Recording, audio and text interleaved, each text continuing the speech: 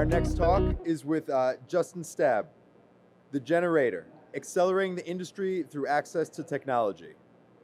Justin Stabb is a craftsman of the fusion between engineering and design and the owner of Stabb Designs based in High Point, North Carolina.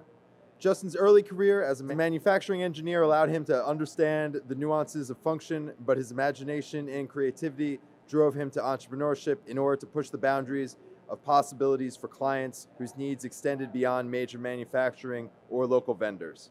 He specializes in dream making, a concept he uses to describe a way to test the limits of technology while implementing a palette of materials to solve unique problems.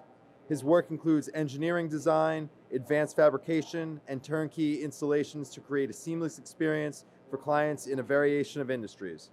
He's a graduate of Rochester Institute of Technology and holds a BS in Mechanical Engineering Technology, and recently initiated the launch of The Generator, a project that enables access of state-of-the-art technology to startups and small companies in the heart of the furniture capital. So, let's all welcome Justin. Thank you. Appreciate you. Hey, good afternoon. Thank you for that introduction. My name is Justin Stabb again, and just want you to imagine with me for a second that you're looking at a project that requires some state-of-the-art equipment, or better yet, it's a project that you already have one, and the only way to get it completed is to utilize state-of-the-art equipment, such as 5-axis routers or wide belt sanders, even edge banders. Equipment that I never had at my shop when I first started off, but it's the chicken or the egg problem. What do? Do you invest in technology and hope that you can make that node on the machine, or do you outsource it and deal with the shortcomings of dealing with somebody else's issues, scheduling? It's never fast enough really to get it out the door or even have that machine available. Secondly, you're not there on the machine to work through the process issues, the challenges, selecting tooling, selecting different cutting paths. That was a problem that I was in those shoes when I started out my business. So I've been in 4 years now, and I was working on a project for High Point University. There were these large 9-foot diameter booths that required CNC routing of the round components, but the worst part about it was using stainless steel laminate that the architects spec'd. And if you've ever used stainless steel laminate, well, you probably wouldn't be here today because it's an absolute nightmare. So there were some tooling challenges that we really need to work through, utilizing more metal cutting techniques with a CNC router. And I was fortunate enough to find access to, well, it was a shop bot, to be quite honest, without even a tool changer. And they were kind enough to help me out and work through those challenges of cutting the stainless laminate and getting the components done. I was fortunate enough to finish that project, and it's a beautiful installation at High Point University. But that really kind of got me thinking on how do I take that step, being a manufacturing engineer, having the background and starting up factories for Caterpillar and a few other large corporations, that how do I take that step into technology? How do I utilize equipment that I can't necessarily afford, but how do I sell the work that I want to get into without having that equipment? That chicken or the egg problem. I was having a coffee with a great friend of mine at my coffee shop, and we were talking about the new Congdon Yards project. It's a large co-working facility. We haven't even switched.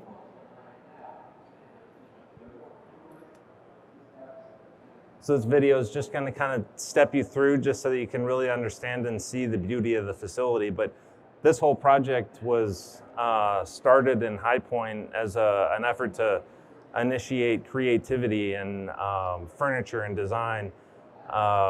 Very much co-working in the sense of office space, common space, TED Talk stage, community elements of the courtyards and the common area.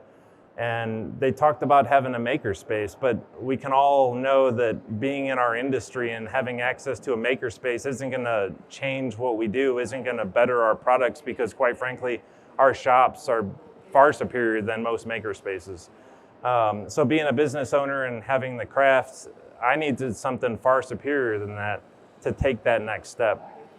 And I really want to say thanks to the Earl and Kathy Congdon Family Foundation for sponsoring this project of the Congdon Yards, and then the Business High Point for managing it and taking it to the next level. So we got talking, Taylor and I were talking about where is this equipment that we can take a makerspace to the next level, and quite frankly, it's in the showrooms, it's in the demo facilities for the equipment manufacturers, and that stuff's usually just sitting idle for the majority of the time, unless it's cutting some canned program to sell equipment. Well, what if we were able to pick that equipment up and set it into a common space that is in an industrial area of companies making cabinetry or fine furniture, and make that equipment available to our industry? What would that do for you? I mean, so we stepped up and contacted SCM. They were kind enough to get involved and really had a feel for what the culture of the people on within Congdon Yards, and the team to donate this state-of-the-art equipment for the benefit of all the businesses in High Point. So you can see some of the equipment. I just kind of want to go through the list. We have a flatbed router, a 5-axis pod and rail, a wide belt, edge bander, a beam saw, some traditional equipment, including a sliding table saw, large format planer joiner. And what this does is, it's not only a makerspace in the sense some people associate it with a makerspace, but it's far more than that. None of us can really go in there and just jump on a piece of equipment and start utilizing a 5-axis pod and rail or a flatbed router. But they can contact the generator, and there's an engineer on staff that can coordinate your designs, bring in the material, run those parts on the machines, just like these parts that we're doing for a furniture manufacturer in High Point that was having a hard time sourcing what was traditionally made on shapers, bandsaws, table saws. So now what they're able to do is bring those ideas and bring the vision, whether it's a 3D model or it's just a hand sketch. They can walk into the generator, have a cup of coffee at the Commons, and see it and see the beauty of modern traditional manufacturing, and be able to walk through step by step with the staff there, with the machinery, and elevates the image of manufacturing. That's something that was really close and dear to my heart. Is we walk into the traditional manufacturing spaces, and usually they're filled with shapers, table saws, traditional equipment. They might have a nice flatbed CNC router. But to take the next step to our future employees, we need to leverage technology. We need to offer them a process and an environment that they're comfortable with. And it's not careers of 40 years at the same machine. It's very much a dynamic career of learning out on the shop floor, moving up to design, learning the programming of the equipment and operating of the equipment. That's the next level of our employees, is implementing technology. And we get back to that initial problem that I have of, what do we do? Do we invest in technology early on without knowing the shortcomings of that technology? Or do we leverage a facility like this to prove out the technology, prove out the process, the tooling, and know what kind of ROI we're going to get on the equipment? And we've only been open for a few months now, but the feedback has been absolutely outstanding.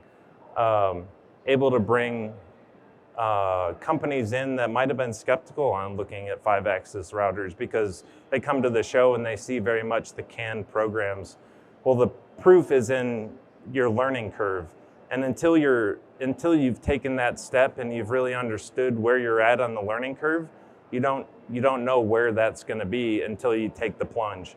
What we're able to do with the generator now is to give this equipment, put this equipment in the hands of the end users early on without the stress and the respect for your sales staff to know that they're taking your process and able to put it on a machine. We're now able to do that by proving out your parts on the equipment, and hopefully you'd be able to validate a return on investment and be able to purchase a machine. Just to get started with getting involved in the generator, all you got to do is email, again, parts or drawings and drop off some material and then pick it up at the end. So there's no need for operating the machinery yourself, which is take some of the uncomfort of the advanced equipment off your plate. Now this concept doesn't necessarily just apply to the woodworking industry. This is something that we can base a industry geographically. So in High Point, it's all furniture manufacturing and woodworking. But over in Seattle, we have state-of-the-art